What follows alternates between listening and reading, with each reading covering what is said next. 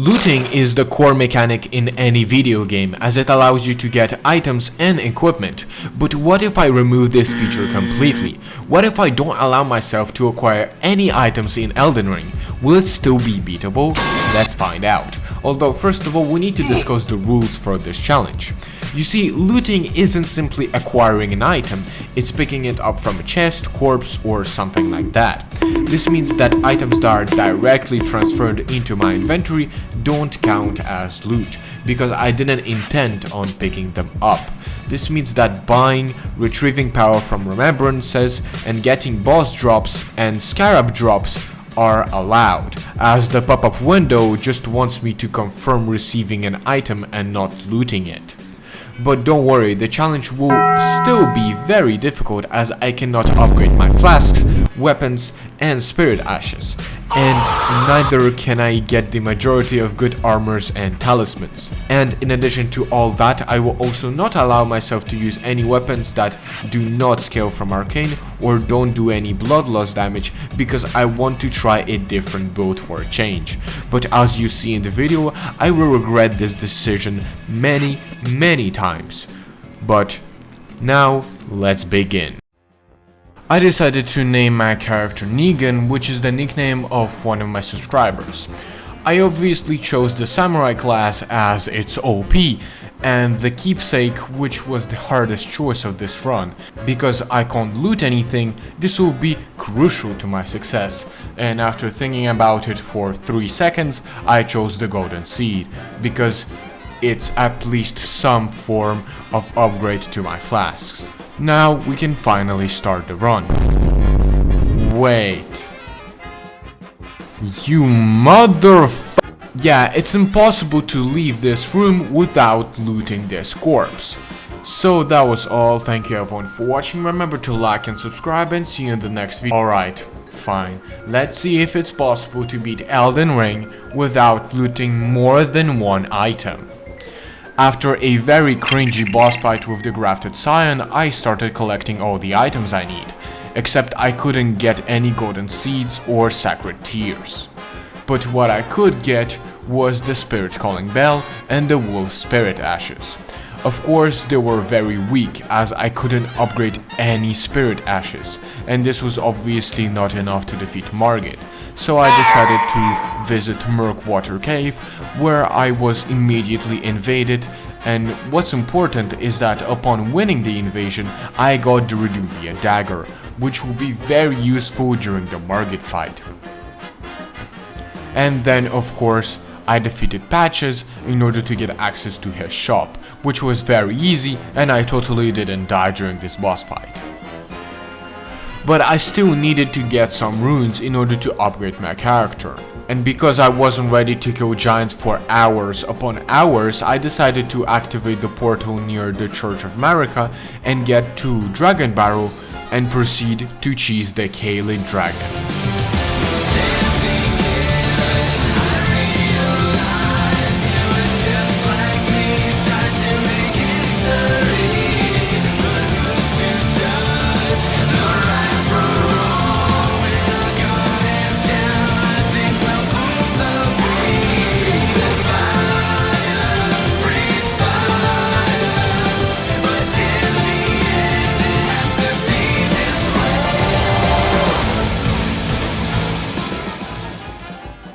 Now, the fight with Margit was quite simple. When I spawned in the wolves, I just spammed the Reduvia's blade until I got a blood loss proc, and then I just attacked normally. And man, you have no idea how satisfying it is to see triple-digit damage numbers compared to my previous challenge run. Once Margit was down, I proceeded towards the castle and did a crucial mistake, as I killed Godrick and looted him. And you see, here's the problem with this challenge. Because I'm so used to spamming the E button and looting everything, I would occasionally pick up items. Of course, I would then immediately throw them away, but it was still quite annoying in the beginning of the run. Although this was not the main problem here, because you see, if you kill Godrick, he doesn't tell the guards to open the gates, which means that you have to take the other path. But the problem here is that in order to proceed forward, you need to get a key, and in order to get it, you need to loot it from this corpse. Now, I tried everything, but the gate just wouldn't open without Godstock. So I did the very logical thing of restarting the entire 1.5 hour run. So after defeating Margit again and not killing Godstock this time, I got access to Godrick. And he was actually quite difficult. I have no idea why, but this time, for some unknown reason, I just couldn't roll through his attacks successfully, and when trying to run away from them, I was also dying because I was too close to him. So I decided to allocate all my flasks to mana and use only Reduvia's blade for the entirety of the run. But as always, this wasn't enough. Oh, okay. He's nearly dead. Alright. Oh, I know how to avoid that. Oh, wait. No! What? So after a lot of failed attempts, I still can't believe I'm talking about Godrick. It was decided to go and get Nephili, and with her in my team, I immediately managed to beat Godrick and proceed further into Liurnia in order to get the Academy key. Oh man, you have to be joking, right? This was really bad.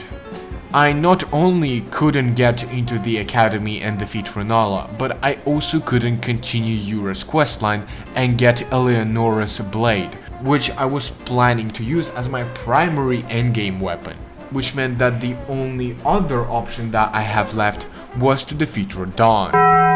But to initiate the Radahn boss fight, I had to collect both pieces of the Dectus medallion. So I quickly fast traveled to Fort Pharaoh and Now you're probably wondering, how am I gonna start the Radahn boss fight? And you see, the festival is initiated not upon completing the Dectus medallion, but after resting on any site of grace in Altus Plateau. So I just have to get to Altus. Simple, right? For that I had to kill the magma worm that is located in this cave, and because I am very underleveled for this boss and I didn't know his moveset, it was very hard to win. Eventually I got quite close to beating him because his brain just crashed or something like that, but I didn't have enough arrows, which gave me the idea to let Tragoth do all the damage while get a couple of bleed procs with Reduvia and shoot the worm from afar, which surprisingly worked. Although this boss fight still took me around 3 hours worth of attempts. And I could now finally fight Radahn, if you consider dying over and over fighting. So I decided to visit the second worst cave in the entire game to get the Blue Dancer charm. Now that's a lot of damage! Now, the main strategy I used when fighting Radahn was to summon all the furries and then just shoot the boss with my bow. Thankfully, the previous challenge run teach me how to dodge the majority of his attacks while being on torrent. And if any of my allies died, I could just easily respawn them, so they can easily draw away the aggro. After defeating Radahn, I was level 46, but most importantly, I finally got my hands on 2 great runes, which meant that I could get access to the capital. The Draconic tree Sentinel was a big issue, as if you use ranged attacks, you will receive a fireball in the face, and if you try and go in melee, you receive a mace in the face. In this situation, I had 2 options. Either I open my eyes and notice the spirit summon icon, although they will be immediately obliterated because they're level 1, but it could help a bit, or cheese him like a complete coward, and I chose the second option. Although I couldn't make him walk near the cliff, so I got poison mist, but when getting the finger seal, I saw that a flask of wondrous physic was sold by the Twin Maiden husks, alongside the crafting kit. Apparently, if you don't collect these key items, they're immediately added to the shop pool, which is very nice because I can get it without looting. Now I had the physic, so I decided to defeat the Weeping Peninsula avatar in order to get the best crystal tears that I will use until the very end of the game. And along the way I also got rid of the second Margit using my favorite strat of spamming Reduvia non-stop, which gave me a stamina talisman. And with all my flasks allocated to mana, I simply sneak up to the tree sentinel and... oh wait, no, and cast Poison Mist until he dies.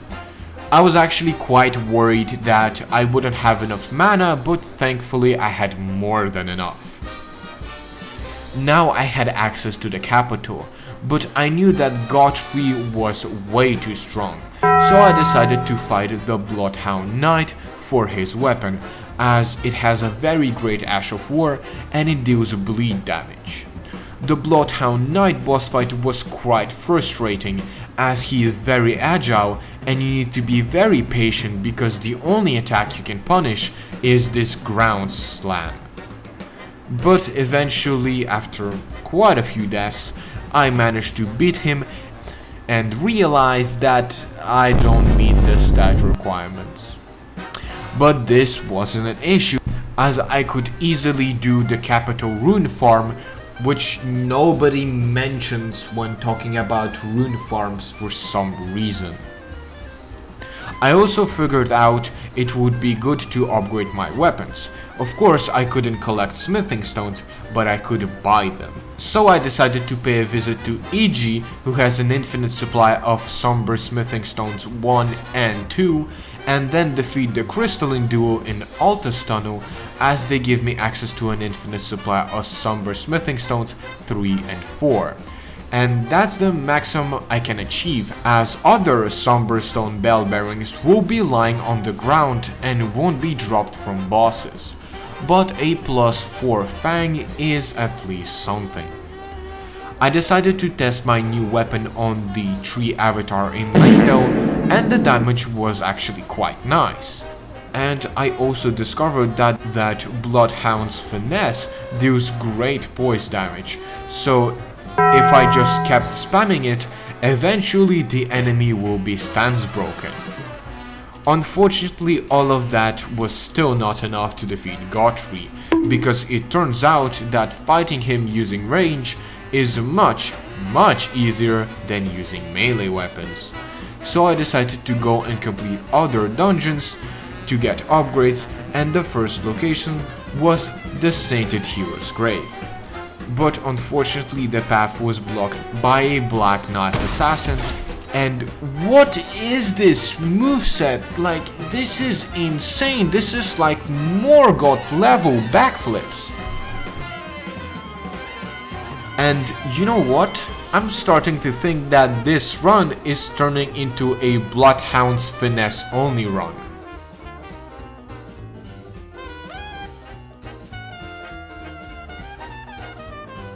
After using dogs as meat shields, the assassin goes down, and I make a very great discovery.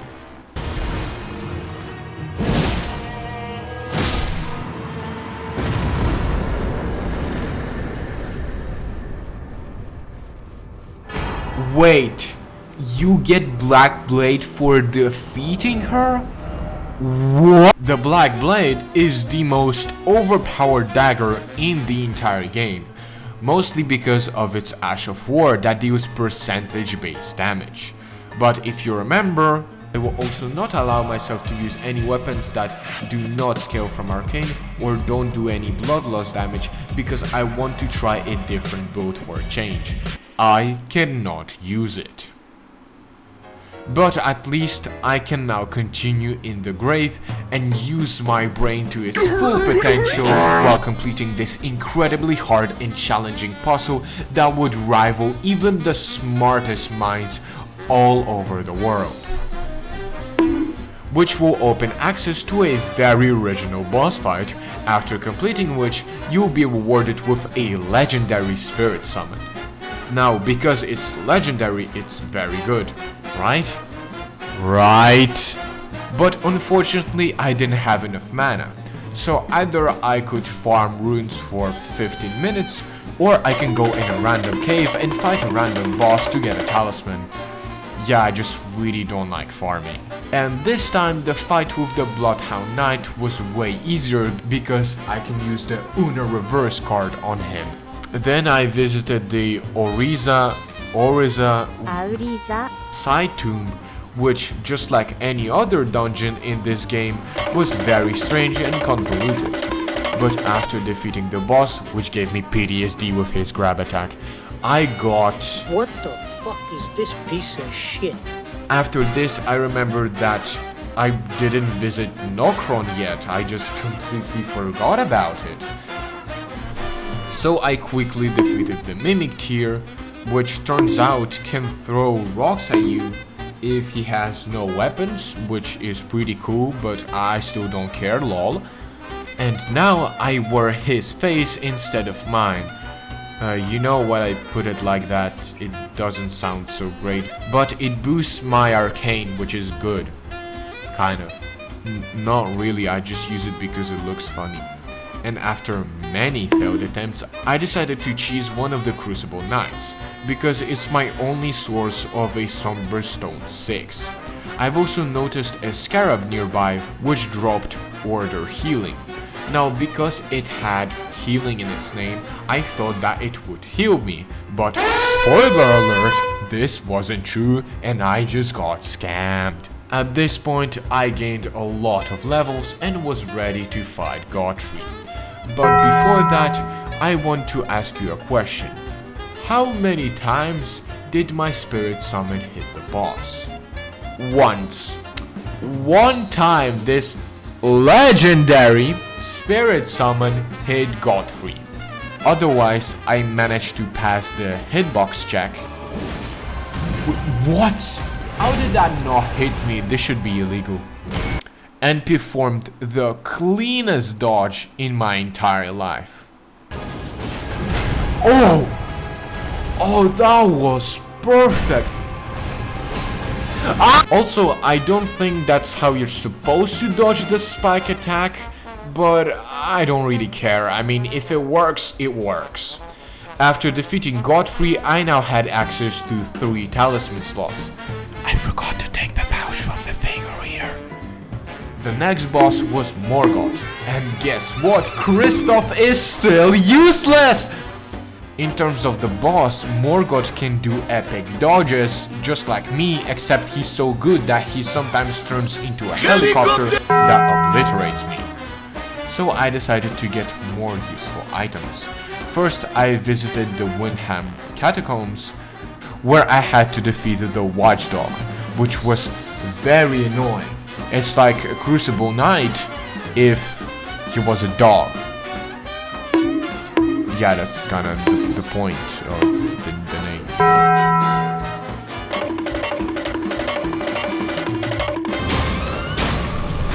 What? This man has no health. None. How is this even possible? What? But once I managed that, without the help of Kristoff, I finally had access to Grave Glovewort 1, 2, and 3, which allowed me to upgrade my Wolf Ashes.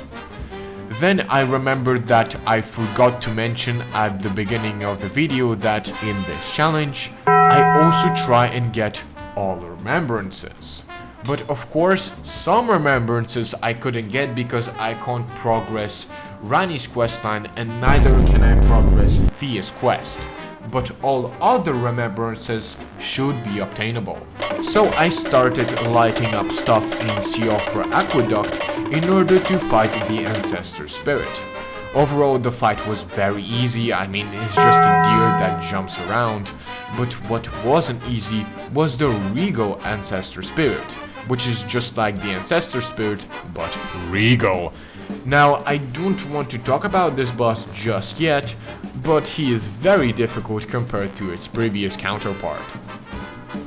After not beating the spirit, I decided to defeat all Tibia Mariners in order to obtain 3 death fruit that I could give to the beast clergyman in order to get bestial vitality, but most importantly the claw mark seal, which is very good because I was mostly dumping points into strength and dexterity and arcane and vigor and intelligence. And yeah, it's just all over the place. But I had to upgrade it, so I decided to go in the raya lucaria crystal tunnel and defeat the crystalin boss in order to get the smithing stone bell bearing that unlocked a unlimited stock of smithing stone 1 and 2. Then I killed the godskin apostle, which was quite stressful, and I am not looking towards the duel fight. Now I needed some good armor. I couldn't get the Lionel set, so I decided to obtain the bull goat armor, because I have already progressed Patch's questline and all I had to do was complete some Volcano Manor quests. Oh wait, I forgot. Then I thought about Radahn's armor, as it's almost as good as the bull goat, but it was way too heavy. The only arsenal charm I could get was the Jarsenal, and after some interesting cheese methods... Wait, no! Oh, yes! I won! Yes! But the talisman was still not enough. Then I went to the Black Knife Catacombs, mostly because of the secret boss in this area, which drops in Assassin's Cerulean Dagger, which will work very well with the Bloodhound's Fang, as it hits the target 2 times, and thus I get 2 times more mana. And also this run now definitely turned into a Bloodhound finesse only run. I've also got rid of the main boss of this dungeon because... why not? Then I defeated a bunch of other bosses that weren't much of a challenge, as my level was much higher than theirs, and thus I will go through them very briefly. First I defeated the Onyx Lord in the sealed tunnel to get another curved sword that I wanted to dual wield, but in the end I just wasted 6 points in intelligence and ended up never using it. Then we had the second Godrick, who gave me a useless talisman that I will never use. Next up was Lionel Misbegotten, and I got a sword that I will again never be able to use. Then I defeated the Round Table Hold Invader, the Liurnia erdtree avatar, and the Revenant for a bunch of rewards I again never used. And after this I killed a Cleanrot Knight with every worst status effect active to get the Winged Sword insignia that I planned on using while dual wielding the curved sword, but I kind of forgot about it and just never end up using it. Then I killed a couple more NPCs like Aidan or Adon, I really don't care, Loretta and Anastasia. And for last, I decided to visit the minor erdtree in Caelid, which turned out to be at the same time the best and the worst decision I have ever made.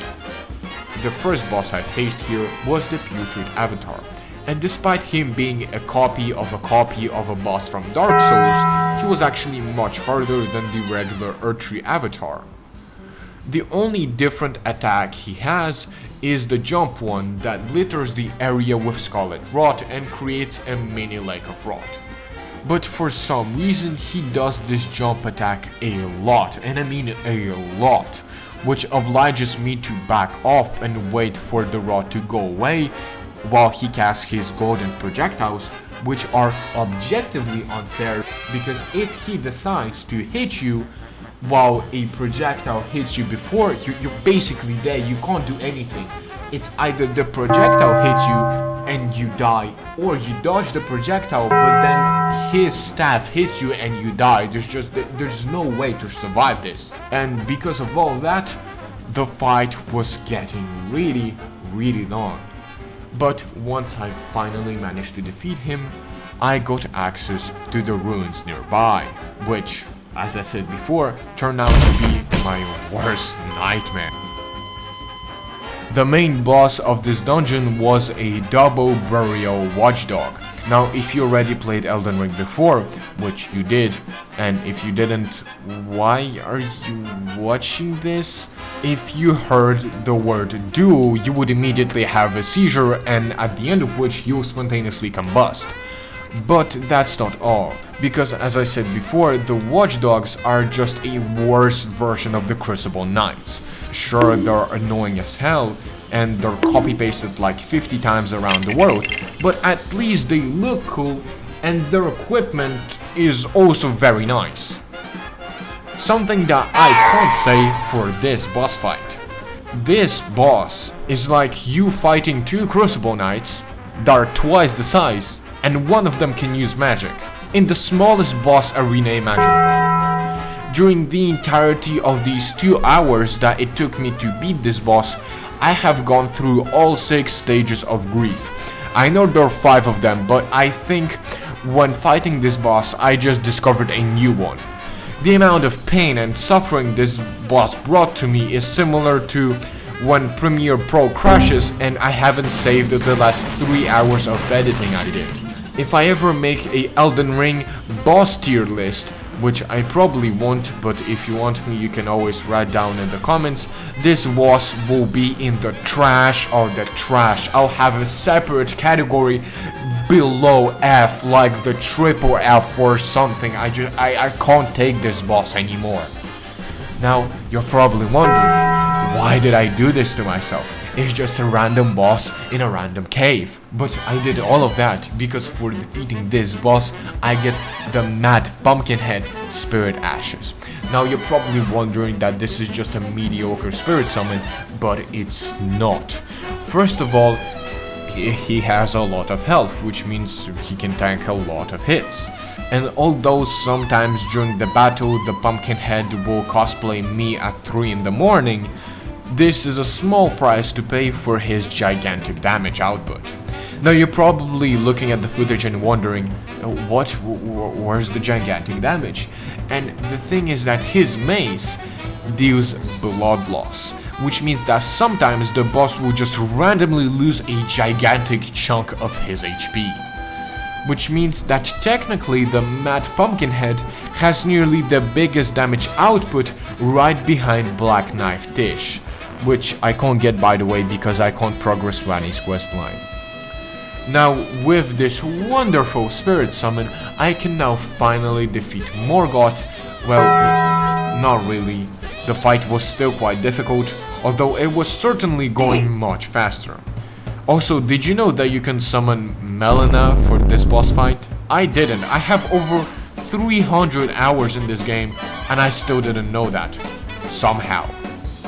But eventually, after a few more attempts, with Melina and the Pumpkinhead acting like my meat shield, I finally managed to defeat Morgott after around 10 hours of gameplay. So that's 5 times less compared to my previous challenge run. Now with Morgott defeated, I finally had access to the Fire Giant, and well, that's unfortunate. And at this point in the run, I will finish this episode. Next week, I will release the video with the second part. I actually wanted to release the entire challenge run in one video, but I kinda lost all my progress on this character, and now I have to restart everything all over again, which is not very good. But that was all. Thank you everyone for watching. Remember to like and subscribe, and see you in the next video.